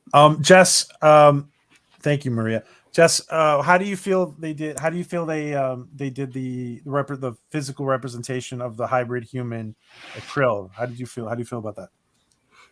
I think that they did a great job, and I think they did go through some. I read it somewhere about the different iterations. They were wondering what would, I think, resonate the most in terms of the blend. I think they decided to go with more of a flesh tone instead of more what we look at with Talea. I'm glad that they chose, not to put like contacts on a child, obviously, but also not to CGI her eyes like her mother's. That we might get more of a Janelle here. It seems more like a Janelle Tyler kind of eyes. Is an interesting choice, but also I think they've obviously set up how heavy this is in terms of the story for Ed. And we have later where he says that he's writing her letters. I think there's very little that goes to waste in a Seth MacFarlane created something where if he puts it there, it's probably going to come back, especially if they spend time on it. So there's Kelly saying, it seems like you never cease to surprise me with what you do, as he's writing some letters he's not sure that she'll ever receive. So I'm interested to know what he's telling Anaya. Yeah. Because it seems like her mother is a little conflicted about the ownership of this decision that she's made. It's a big one, and the caretakers said that to Ed. They have set him up for this being some type of thing that changes Krill, that might change Talea's mind, the coexistence idea. Interesting that the caretakers are talking to Talea. They must be, but that they're so, it seems counter to what she wants to do, and they actually want to kind of work against that, and sought Ed out and wanted to bring him. How do they know about him? Also interesting things that I just don't think if we get a season 4 that you can just leave behind, like Anaya. Very good points. Storytelling on the Orville is very intricate, and anything that is mentioned could very well come back. Absolutely, that is a good point. Thank you, Jessica. Philip, how do you feel? How do you feel the creation of Anaya was handled? And I mean, apart from physically, from the physical characteristics and everything else in general. Yeah, I think it's a good blend between human and Krill. I think they did a decent job with that, and story-wise, it's a good bridge between the two worlds, and hopefully, it's not the end for them having an alliance with each other, or I like it. Okay. Maria, any comments on the hybridization of human and Krill? No, I think they did a fabulous job. Everybody said exactly what I was thinking, so thank you. Johnny, any comments about Anaya? No, I think it was pretty much summed up here. Okay. Oh, PJ, real quick. Don't tell anybody, but oh wait, we're on the air. I just wanted to Fayette, the name Fayette. Didn't want to forget her, Cindy. Okay. Go ahead. Tell us about. Well, we'll do it at the end. Yeah, we'll do it at the end. I just didn't want you to forget. Thank you, Captain Spire. Thank you. I've done a lot of rewatching Babylon 5, Stargate SG-1, STNG, and DS9, and played through behind the scenes and narration. There was a real tangible joy on and off set. I just don't get that with new stuff. I think that. Well, I think that the actors and the crew are probably having fun while they're doing things as long as the environment is correct, and even in some of the bad Star Trek we've been getting.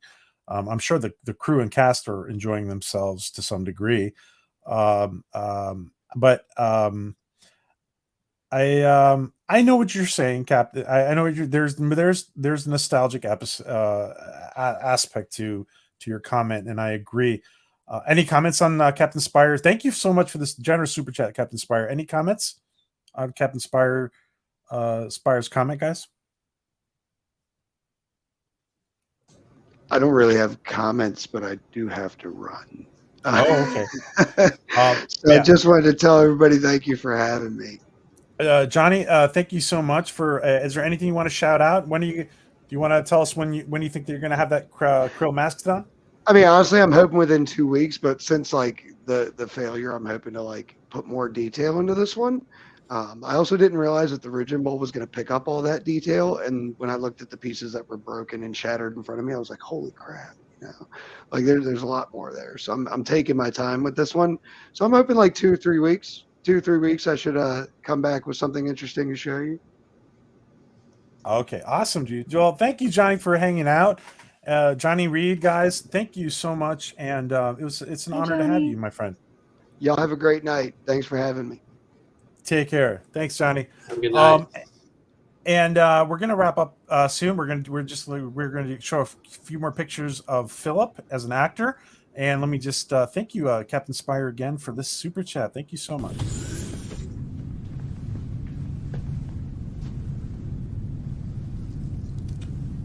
Oh my God. Captain, what can I do for you? Guys, what the hell is this? Our quarters. Where's Topa?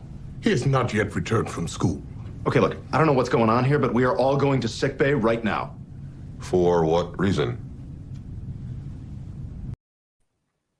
Okay, so That was hilarious. I really hope that they season 3 was fantastic in so many ways. I hope they don't leave the comedic component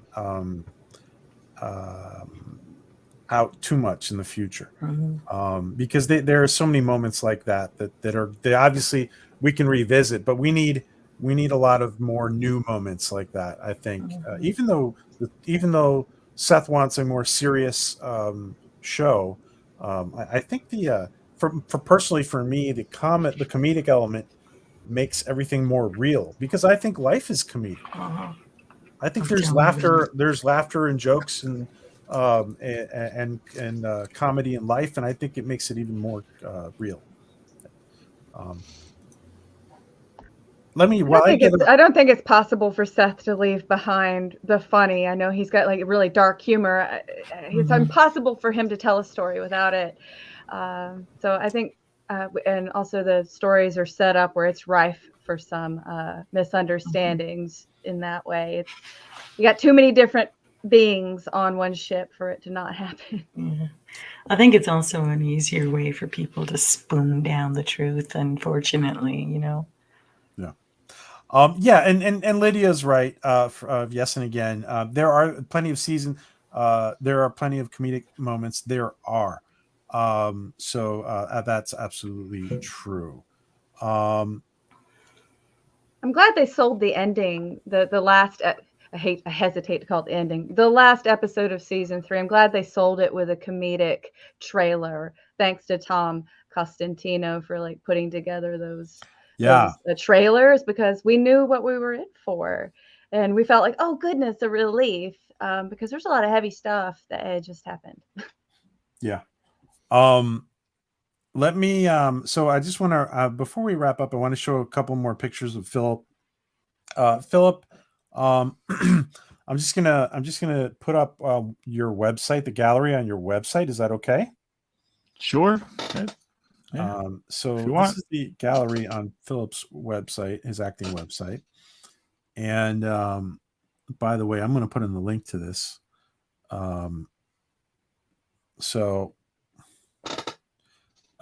This is the link for Philip's acting website. And if anybody wants to hire him, please do. He's an amazing actor. And thanks. I try. We need you to get bigger roles. That's what we need. We need you to get bigger roles. What is can you tell us about this Ray Donovan? Can you tell us about this this segment here? Yeah, that was a really popular Showtime series, Ray Donovan. I do recommend this one. In this scene, there's an Armenian mobster that I think the cops are arresting him, and I'm one of the henchmen. You make a good henchman, dude. Like, it was a really intricate scene. Like, they had like a crane shot, crane come down, and like like pan and like it was really intricate. And Yeah. this was filmed at Long Beach, and it's really cool shot. Like if you watch that scene, You look like a no good. You look like a bad guy. You look like a good bad guy there. Your eyebrows are full force, and you're looking underneath like that.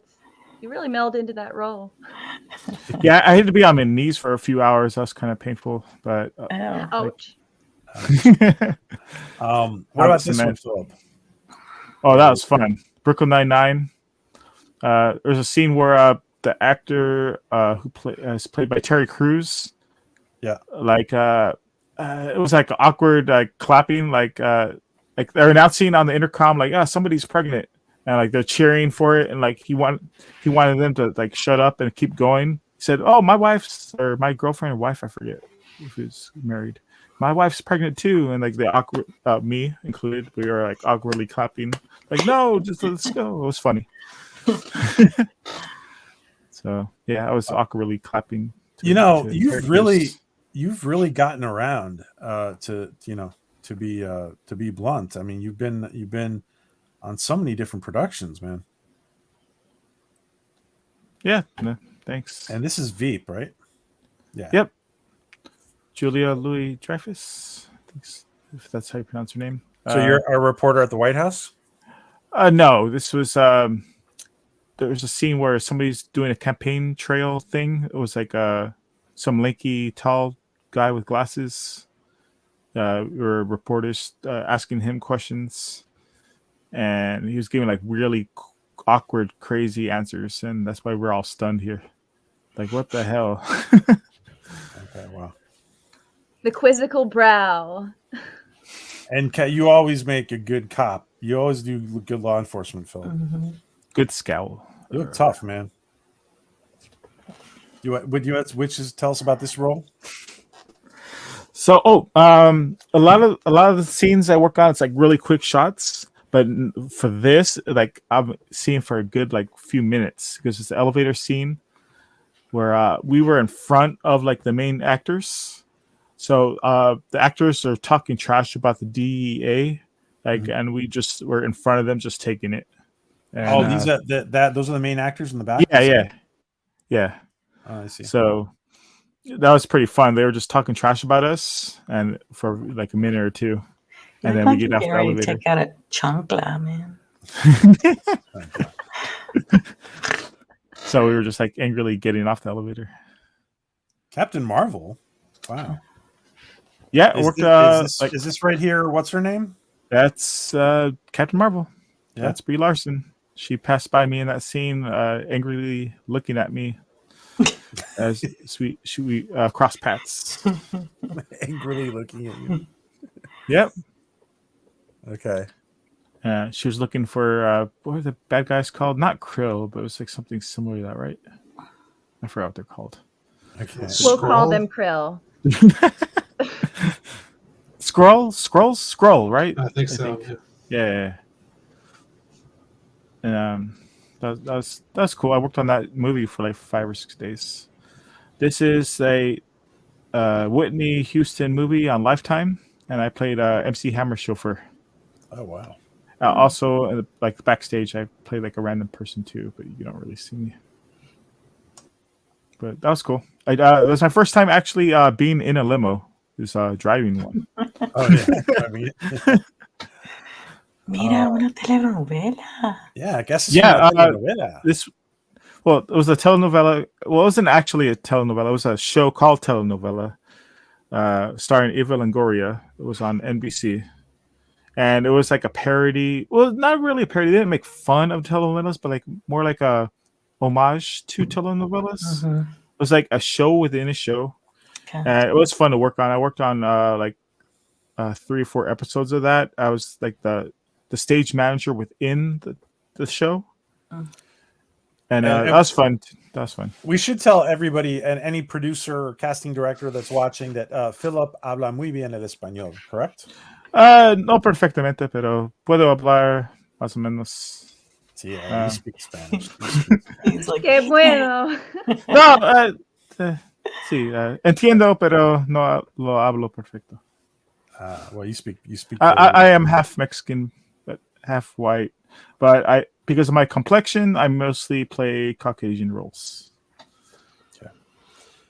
I have played Hispanic like 2 or 3 times, but like they want the stereotypical Mexican look with the brown skin usually when they want Mexican roles. Yeah. So this is a cop role. What is this? A deputy? Season 1? Yes. Well, it says our season 1, episode 6 of Deputy. I think it only lasted 1 season. That was fun. It was an action scene. They had me running, backing up the actor cop, and we ran and confronted the bad guy. And this was shot at Venice Beach. Oh, cool. And they actually on set, they trained me how to hold the gun because I've never fired a gun before. But that was my question. Like, that's some good gun etiquette you had there. The way you're holding it. Do you have this? Yeah, I've never fired one, but that was cool. Is she on a leash? Yes. What kind of movie is this for? You don't want to know. No, it was not X-rated. It was it was a horror film where we're arriving at a party and like I'm at like a goth like S&M type guy. Your name is perfect, Armando. Yeah. So that was fun. It was an independent movie. I have the Blu-ray back here somewhere. But yeah, I'm friends with the director, and like we have a movie coming up soon called Sell Out that we filmed, and they're doing the editing, and I think they still need like a VFX artist to finish up the film. Okay. But this movie's what was that? I can suggest one who you know, by the way. But go ahead. Yeah, they're looking for a VFX artist. So if you know one, let me know. I'll tell you who it is. You know who he is too. Go ahead. Sorry. So this one's available online. I think on YouTube. You could just look it up, The Evil Rises, and you'll find me. I have a supporting role. I'm not the main character, but supporting Armando? role. Yeah, it is Armando. Oh, okay. Yeah, but I don't speak Spanish in that movie. But yeah. Okay. And here it is, getting slapped. Okay. Yes, that was fun. Slapped. Yeah. How many times did you get slapped? Take one. At least twice, I think. Like a real slap. Like she didn't really want to slap me, but I told her, "Go ahead, just slap me." Did you have time in between takes for the redness to go away, or did they put more makeup on and tell her to do it again? No, I didn't get too red. But this movie is a spin-off of the Toxic Avenger series. Toxic 2. So if you're a fan of cult 80s horror films, you might be interested in this movie. Okay. Muppets. Yeah, I think somebody mentioned in the chat about Muppets. So I actually worked on the Muppets TV show, and I was seated right behind 2 of the Muppets there.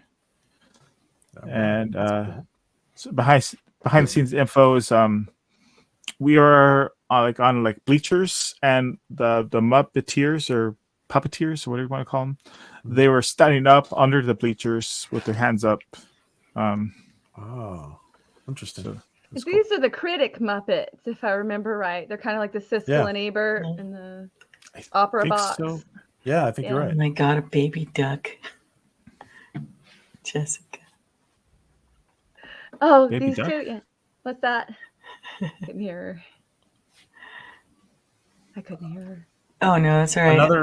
Another cop. No, I was a paramedic on this. I worked several times on the show Code Black. If you ever watch the show, I am throughout this series. I worked on the show like every other episode. Wow. Played different characters, paramedic, patients, family members. I played, I think, like a nurse once. Wow, dude, that's great. Mm-hmm. Worked on lots of episodes. I have some cool stories about working on this. Luis Guzman is on this, and other actors. Oh wow! This was a short film. I played a border patrol agent. This is one of the few times I actually used Spanish. Yeah, and You're a border patrol agent here, like a U.S. border patrol agent. Yeah.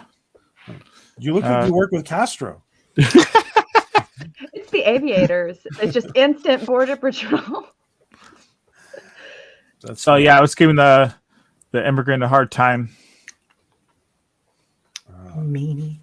Yeah, but he was doing some bad stuff, so it was justified. Okay, justified. And this is what? This is Dead to Me. It's Christina Applegate TV show. Oh yeah, I know that one. Okay. And I saw her in a distance. Unfortunately, I didn't get to talk to her. Vigil goer. But this was like overnight or like really like late night shoots on this, and it was really cold. So you're an excellent vigil goer, Philip. Thank you. And they filmed this at San Pedro on that. There's Philip right there. Oh, that's Andy Dick also. Right there with the glasses. Yeah, that is Andy. Yeah. Yeah, I actually met him on the set, and like I said, I'm a big fan of you from News Radio. So, oh, thank you. And he was really cool. Is that all water that they're drinking? Yeah, like No on sets shots. is always like, well, not water, but like it's always like fake alcohol, like O'Doul's. Like they never have real alcohol. Rosewood. That was a good show. I worked on that a few times. They said I had a crazy look in my eyes. Like I'm just trying to look like I'm mean. Like they thought I was like really like I was like too into the role. They thought They thought you were too into the role. Yeah. Who said that? The director? One of the crew people, like a PA or AD. Is that a compliment or is that just? I'll take it as a compliment. I would. Okay. I mean, yeah. Look at his eyes there. I mean, actually, yeah. We can go back. Yeah, like look at your eyes there. Yeah, you stand out more than anybody, for sure. Like as soon as they yelled "cut," like I was just looking normal. Like I don't hate you, man. And Philip, you got me hooked on Superstore, by the way. Yeah, for anyone who watches Superstore, I am in every episode. If you watch the intro, guy walking by and picking up a ball, that's me. That's right. This is Philip right there, right behind just the Justin lettering, and you're picking up one of those balls, right? Yeah, fun story about that is when they're telling me to walk by and pick up a ball, he intended for me to pick up one from the top of the container. Yeah. But what I actually did was I picked up a ball from underneath, and I got scolded big time by the AD. Like Really? he got angry because I could have sent all the balls flying, and it would have been a disaster. But thankfully, the balls didn't come flying out. But they ended up using that take, so I was really surprised when that came out. It doesn't work. Though. That ball thing doesn't work like that. You can just take out one, and they don't come flying out. Well, they were worried that it might happen. Oh, okay. So I got yelled at, and they used it. So I was very surprised. That's what you get for being interesting, right? Yeah. You scolded at, but it's still the best take. Yeah. Are you a criminal here, or you're a criminal, right? I am on I am on the bad lawyer team. What do you call it? The prosecutor or the guys are on trial, I guess. The bad guy defendants. Team. Yeah.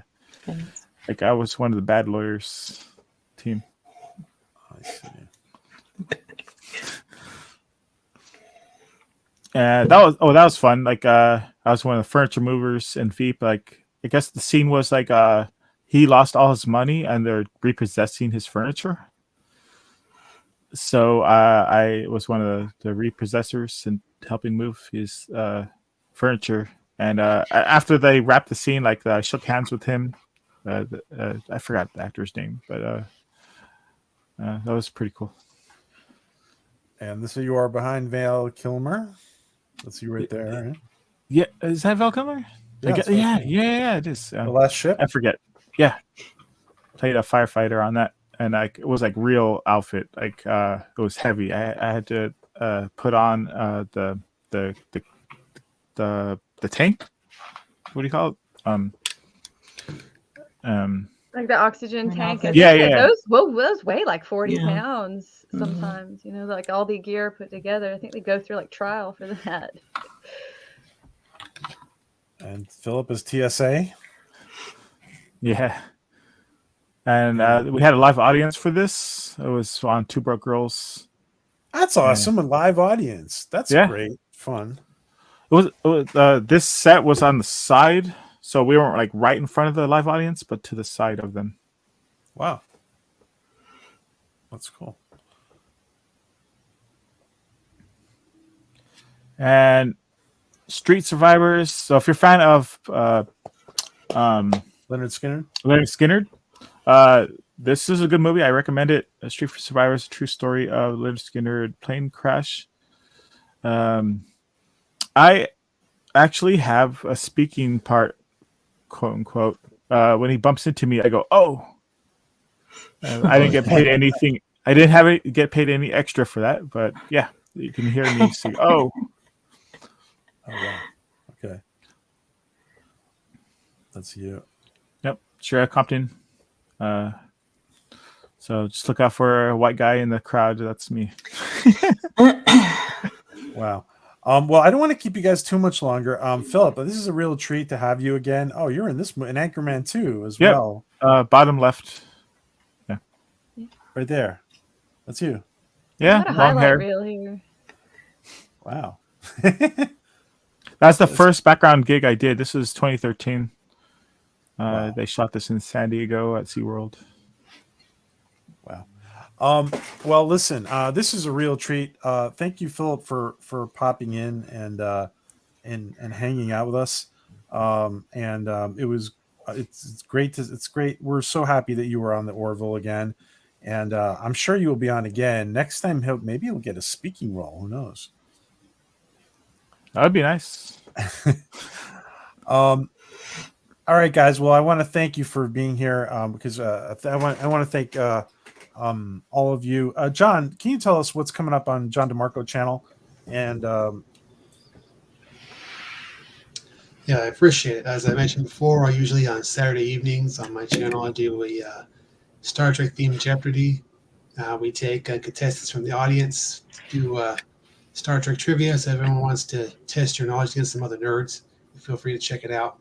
Also, I do other sci-fi related videos on my channel throughout the week. awesome. And guys, this is John's channel right here. Please take a second, make sure you are subbed to John DeMarco. And of course, John was with us for many of the Orville when we were reviewing season 3.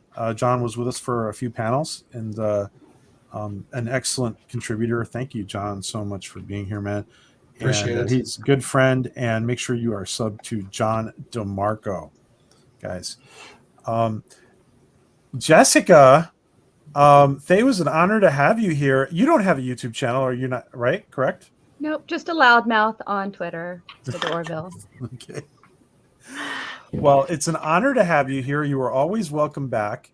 Thank you for asking me. Is there anything you want to share? You want to plug?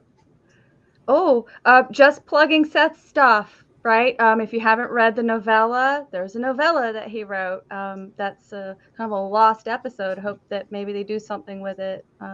In season 4, he's got Ted coming out. He's got a New Year's Eve thing that he's doing. He's a singer. If you don't know, he does jazzy type big band stuff, obviously. So, yeah. Absolutely. And guys, yeah, Seth is working now on Ted, and I'm sure he's working on a lot of stuff. He's also, I think, working on a lot of stuff for Peacock. So whenever we see something that will be Seth related, we will put it out there for support. And of course, Jessica will be putting out on Twitter, no doubt. I'm Black Sheep Jess, by the way, if you want to follow me. Black Sheep Jess. You know what I'll do? I'll put in your Twitter here so people can follow you. Thank you so much. And this is Philip's channel. Hold on, let me just put in Jessica's Twitter, and this is Jessica's Twitter, and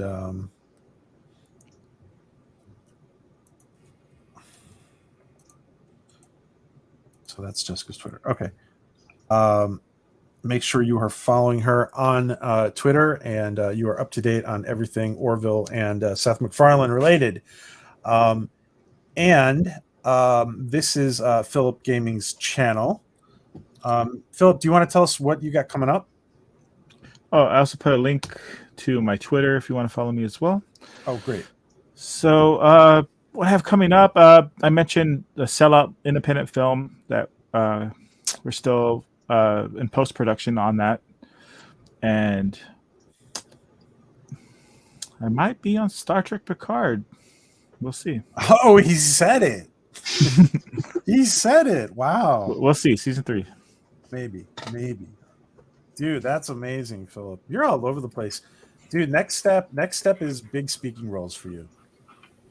You deserve it, man. Yeah. And that's Philip Gaming's channel, guys. Right there. Can you tell us what your channel, just describe your channel, what's coming up in your channel? On my YouTube channel, I'm not currently working on anything at the moment. But mostly gaming stuff, right? Yeah, I might do a room tour of my gaming stuff, maybe. Okay. And thank you guys for everybody for being here. Maria, please tell us what is coming up on your channel. And of course, let me put up Cindy Merston's Okay, first of all, this was straight orange juice. Was not a screwdriver. Just for the record. I was going to ask. Yeah, so Because you only I do knew you screwdrivers guys in the were morning, wondering. right, Maria? Yes, only in the morning before work. It just tastes better out of my Orville glass. Just kidding. So I am excited because, well, and Jessica, thank you for liking all my stupid tweets because that makes my day. Anyway, It's great content. so many great things coming up. Teen Tail is growing quite a bit. I was going to hire Seth to help me with my channel to make it grow more, but he's a little busy, so I got to. You're going to hire Seth? Yeah, I was going to hire Seth, but he said, Maria, a little tied up right now, so we're going to have to put a hold on that. So I have to do it by myself. But I've got some great people on, and I'm excited about that. Lady Vampira's is coming out more. And I don't know if we can discuss yet some of the things, but I've got just the guests I have on. It's such an honor to have. And I have the Roddenberry channel. It's going to be on my show. And Hayden, Eric Hayden from To be the clear, Orville. you have Mike and Jessica. Mike and Jessica from Mike and Jessica who review the Orville for the Roddenberry channel. Yes. That's better. They're going to be on. I've met Eugene Roddenberry. He's cool. Yeah, nice, good people. I have Eric Hayden coming back to my channel again from the Orville, but the FX co-supervisor. Yeah. Yes, but he's actually going to be. We're going to be talking about astrology because he loves astrology. Astronomy. Yes. Did I say astronomy? It's okay, I swear this was not a screwdriver. Okay. Astronomy. Sorry. Let me correct myself. And then let me see. Oh my gosh. Let me add this while Maria's thinking.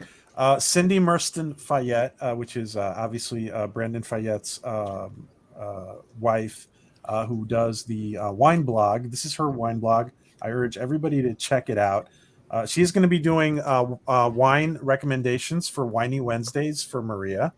And Cindy it's great content. So go check out the wine blog. It's a very nice read. And Cindy will also be on Maria's channel with short recommendations every once in a while. Yeah, she is so awesome, and her information is not just about this wine was great. She goes into a lot of detail. She travels around the world and discusses wines from everywhere. She knows what she's talking about. Her blog is awesome, and she will be doing wine recommendations for foods I cook. And she already has one of the videos out, and it's really good. So we have that, and then my mystery. My last Friday of every month, I do mysteries. So just so much going on. All right, awesome. And this is Maria's channel, guys. I'm putting up, so make sure you are a sub to Maria. Captain Fandom Nerd. That is Captain Fandom Nerd's channel. Make sure you sub to Captain Fandom Nerd.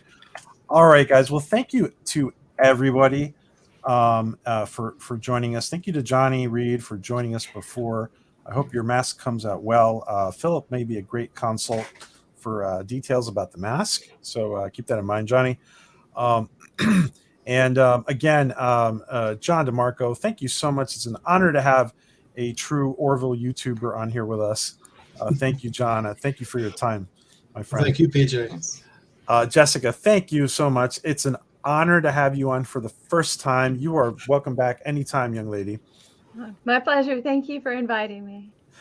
And Maria, thank you for always being a great support for Orville Nation. And we will give the guest of the hour, Philip O'Reilly, the last word. Well, thank you again for having me on, PJ. Had a lot of fun on here. Nice meeting all of you. And thanks. You'll be back, right, Philip? You're the coolest. You'll be back, right, Philip? Yeah, hopefully. All right. So thanks to everybody, and we will see you guys soon. And we will definitely have Philip back, hopefully sooner than later. But we will definitely have him back after this Picard news at some point in February. After February Picard airs, we will have Philip back. So at the very least, we'll have him back then. So thank you, guys. Have a great night, guys. Thank you to everybody. Let me just really quick. Let me just shout out who's in the chat right now. Galinda, thank you, Galinda. Dan Crane, Kronos, Phi, JPRPH1, everybody, Prophet, everybody who's been in here. Yes, and again, thank you, Lydia, Captain Fandom Nerd. I'm gonna miss people. Kronos, Todd Lehman, Tokyo Trekker. And of course, I'm going to miss people. There's a lot of people in and out here today. Thank you to everyone. And we will see you guys again shortly. Can we say goodbye now? Yes, Okay. we can say goodbye. Okay.